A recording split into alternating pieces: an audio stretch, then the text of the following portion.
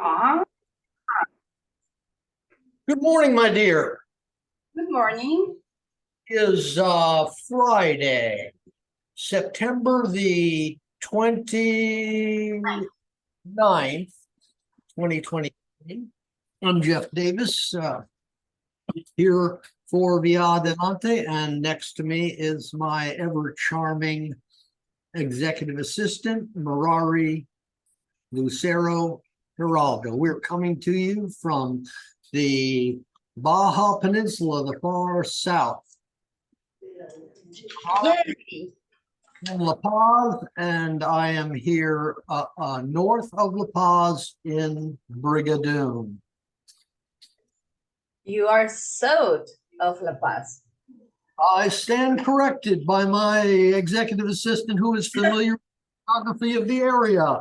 Indeed, I am south of La Paz in Brigadoon. Yes. All right. Morning for episode 3, and apparently Marari has something to offer. So I will turn the floor over to you, Mike. What is it you've got on your mind? Well, it's actually in terms of organization and the structure of the company to get some steps done. While we have any answer for all the people that we have contact, there are some things that I want to discuss with you. First of all, to start the green project, we have to talk about all the things that we need to start to do in terms of, well, I was reading and studying about the permits that we need in order to establish a company here are, again, tedious. And we need also check the land where we are going to establish our company. I believe it's going to be kind of difficult to buy, perhaps rent the land that you want to in the state of Sonora, I think. What exactly are we talking about here? Land for the company. You mean Yes. the place we will be The setting place up? that yes, the place that we need to put the solar panels and everything. I see. Well, okay. It's interesting. I have a perspective on that, which we will discuss. But continue. Apparently, you've been looking into it, and you find there are permits associated with the land where we set up the solar panels. We have, for those permits, we have three permits that we already have as a company. Of all the papers that we did before, those are needed. So we have those three, but there are others for actually the land that we are going to use. There are some permits that we need, or actually we need to or buy the land or rent the land, or to know first of all to who it belongs. Why are you laughing? Well, our project is far outside of the normal normal organization, the normal activities of any organization or company on the planet. Yes. Is so totally outside what might otherwise be referred to as the Overton window, that all of conventional requirements, which you have studied up on and are bringing to my attention here today, I set those all aside. I set them all aside because if we proceed, we will need to have the full cooperation of the Mexican government and Yes, the for that. cooperation of the legislature of Mexico, the government of Mexico, the lawmaking, the part of Mexican government to change everything to clear the way for us. So the permits you're speaking about here are somewhat, to my view, whimsical. Pretty far away. Okay. But it's one thing for another. For example, it's like the egg or the chicken. It's like in order to approach them, we need to have like everything completed or at least advance on what we need. No? I love you, but no. No. Here's what we're going to do. We Okay. are boldly go where no one has gone before. Exactly. And if the government of Mexico and the people of Mexico and the legislature of Mexico finds our moonshot, over ambitious project to be something they want to take part in, then they will give us the support that we need and clear the path. If not, then not.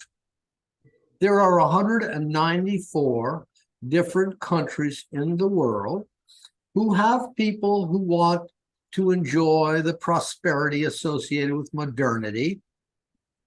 And we're going to be able to find someone of some group of them somewhere who say, well, sign us up. We're on board with this. El Salvador, for instance, has already adopted the cryptocurrency concept.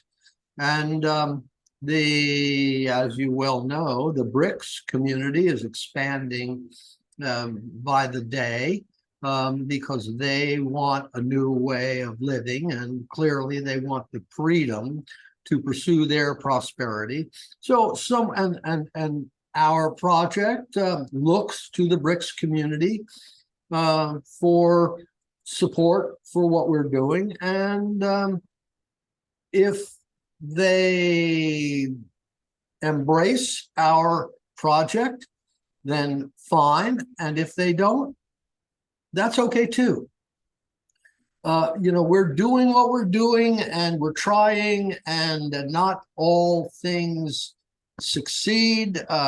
Sometimes I've been famously ahead of the curve in most of my predictions.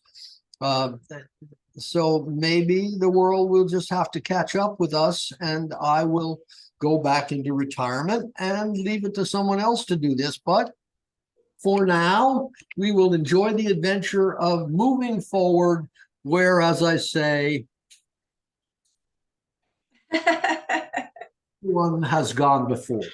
Okay, so I appreciate that. No, we're talking in Mexico over a 30-year period to put up approximately 10,000 square kilometers of solar panels to begin with.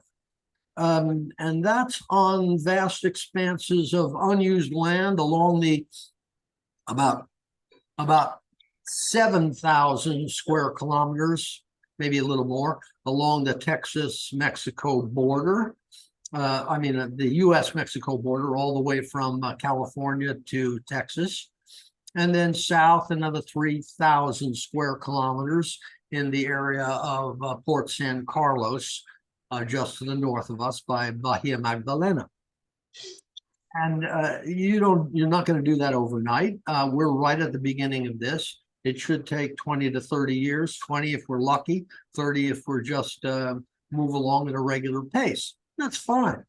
The size of that and the amount of land we would be using is so ridiculously beyond the concept of you buy land and you get permits and the conventional thing. So that's not an issue. Beyond that, every house in Mexico, every home in Mexico should have solar panels on its roof.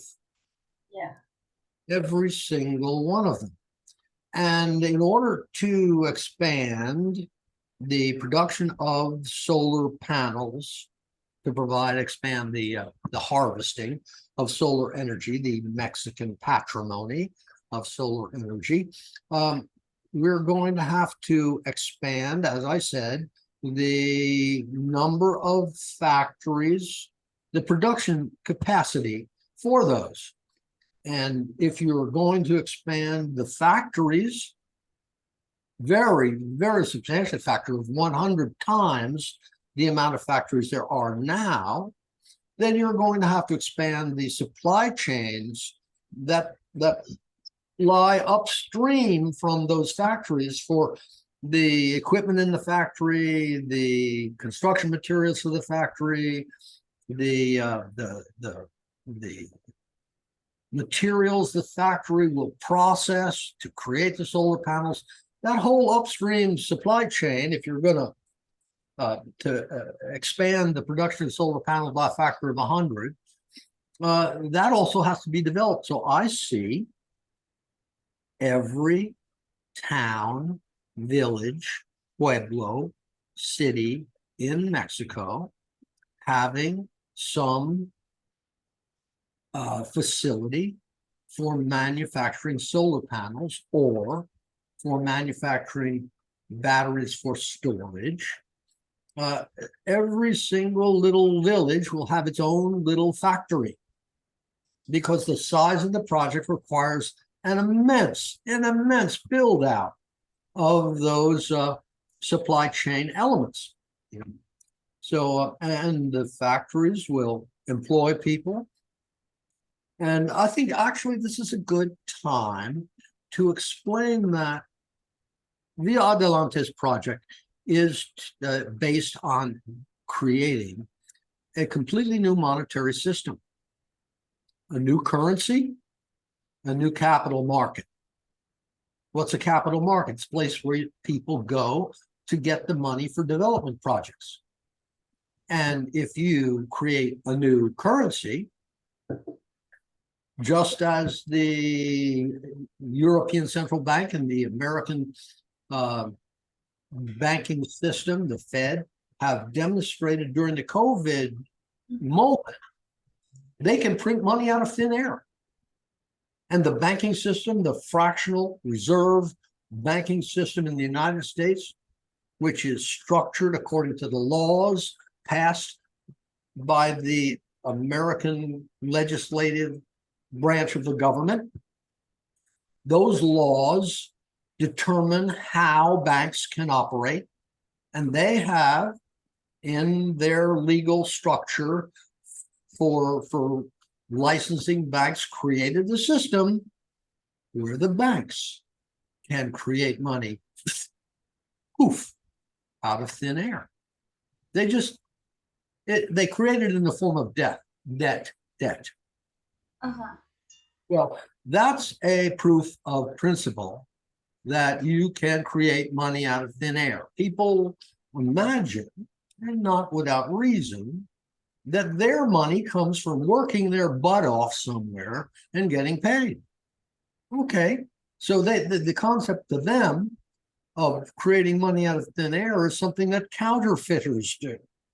They know that if they took a bill and went over to their laser printer and made up a big stack of copies, that wouldn't be real money and that they would go to jail if they tried to use it. But the government and the banks, they get to do exactly that. And now, with the advent of cryptocurrencies, digital finance based on the global internet of the digital era, Bitcoin and Ethereum have established that the creation of currencies is no longer the exclusive monopoly province of governments or banks. Anybody with one of these and access to the library of GitHub, where you can find the software for creating cryptocurrencies, and access to any number of the Binance Smart Chain, the Ethereum Smart Chain, and a variety of other smart chains. If you don't want to build your own blockchain network and your own wallet and your own currency, you just go to the smart chains, Bitcoin, the Ethereum Smart Chain or the Binance Smart Chain, and you generate your own crypto. As you know, we have already done.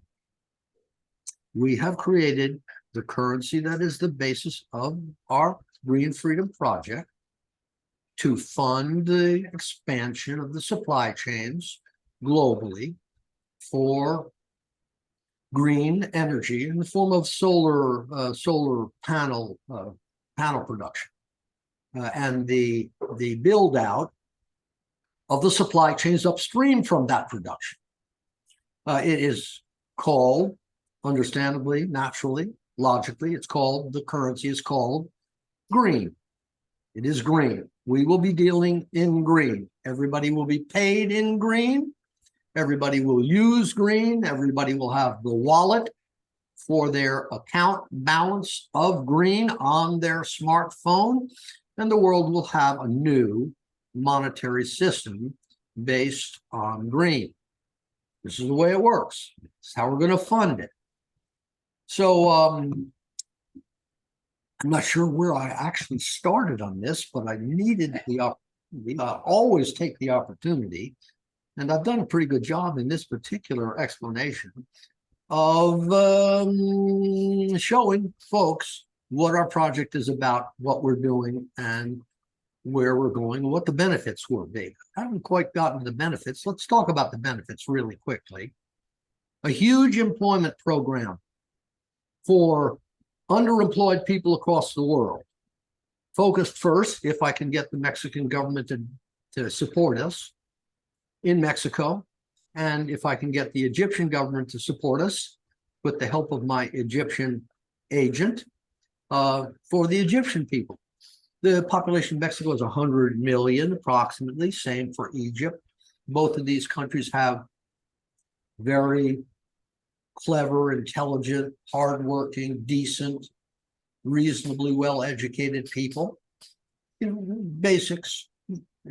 Not everybody has a degree in political science or chemistry, but they know how to work and they know how to do the things that need to be done. I have every confidence in the Mexican people because I've lived here for 15 years and I see how solid they are.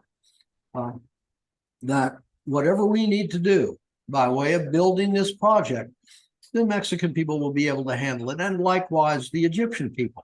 Egypt, if you look at the map, it's a giant desert area with massive amounts of open space and blistering sunlight. It's like a solar harvesting project writ large. The entire country is a giant opportunity for solar panels. Mexico isn't far behind. It doesn't have quite as much desert open space as Egypt does, but 10,000 square kilometers along the U.S.-Mexican border up north, and over 3,000 in the area of Port San Carlos and Magdalena Bay. It's a great place to start. At an average price of, just for ballpark purposes, of 10 cents per kilowatt hour, if you only covered half of those 10,000 square kilometers, you would generate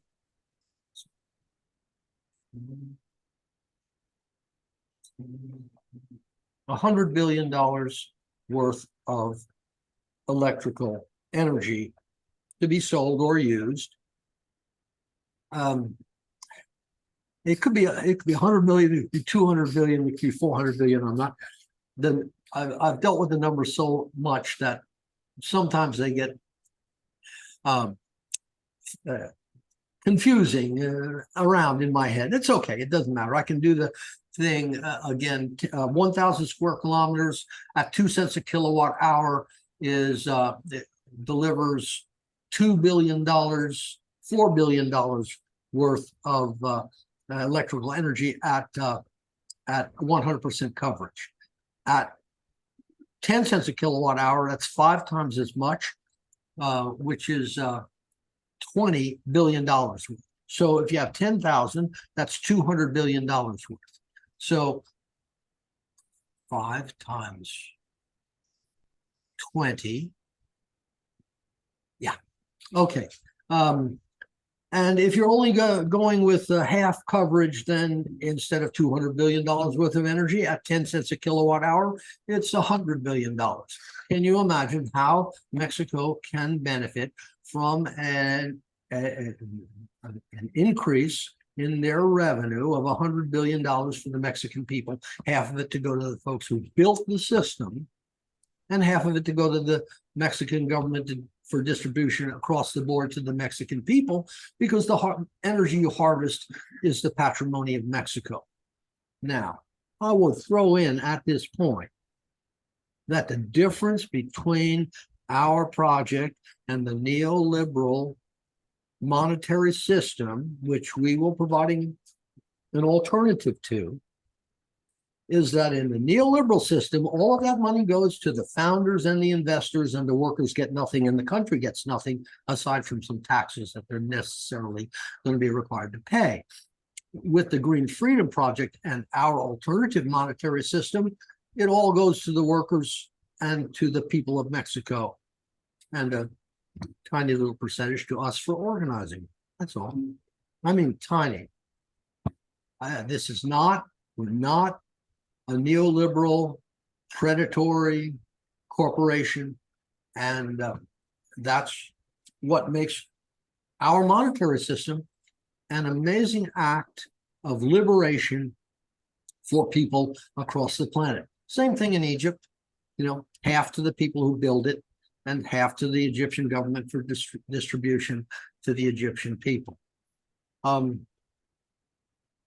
don't want to make this portion of the video too long, because when people see your YouTube video is an hour and a half, that's less desirable.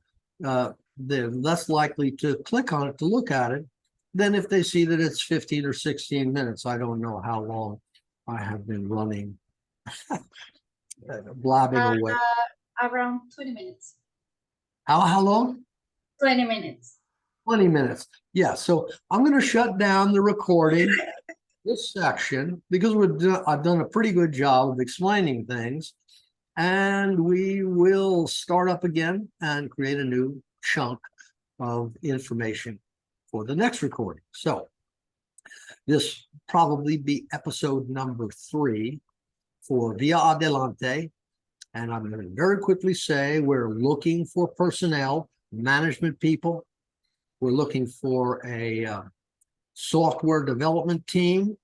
And I'm very much anxious to get in touch with either the economics minister of Mexico, who is Raquel Buenrostro, Yes. or a really top of the list, because I have greatly, and she is the woman behind AMLO, and very much like to contact Tatiana Cloutier, the former economics minister and the woman behind AMLO, as I said, and the revolution in Mexico that AMLO is bringing about. So if you can help us with any of these goals, please feel free to contact my executive assistant, the lovely Mirari Lucero Geraldo, at via.adelante, that's via.adelante at gmail.com, and leave your name and we'll chat with you and find you a spot in our project. So that's going to end this. Goodbye and good luck.